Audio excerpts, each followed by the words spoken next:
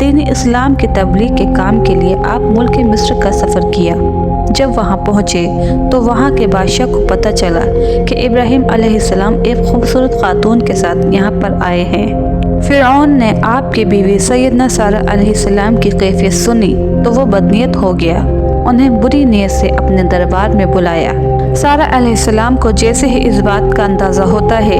کہ وہ اس وقت کا جو بادشاہ ہے وہ غلط ارادے سے آپ کی طرف قدم بڑھا رہا ہے، سارہ علیہ السلام نے فوری اللہ رب العزت کے سامنے جو دعا کرتی ہیں، اے میرے پروردگار، میں اگر تجھ پر ایمان رکھنے والی بندی ہوں، میں اگر آخرت کے دن پر ایمان رکھنے والی بندی ہوں، اور اگر میں اپنی شرمگاہ کی حفاظت کرتی ہوں سوائے اپنے شوہر کے، تو اے پروردگار مجھے اس ظالم شخص کے شر سے بچا لینا۔ سارہ علیہ السلام نے جیسے ہی یہ دعا رب العزت سے کی، وہ بادشاہ جو غلط قدم بڑھا رہا تھا وہ فوری زمین پر گرا، اپنے ہاتھ پیر کو مارنے لگا، اس کے جسم میں قسم کی تکلیف ہونے لگی۔ لیکن کچھ ہی دیر کے بعد سارہ علیہ السلام کو احساس ہوا کہ اسی تکلیف میں اگر یہ مر گیا تو فوری آپ نے اللہ سے دعا کی کہ پروردگار اگر یہ شخص کو کچھ ہو گیا، یہ مر گیا، تو زمانہ یہ کہے گا کہ سارہ علیہ السلام نے اس شخص کو قتل کر دیا۔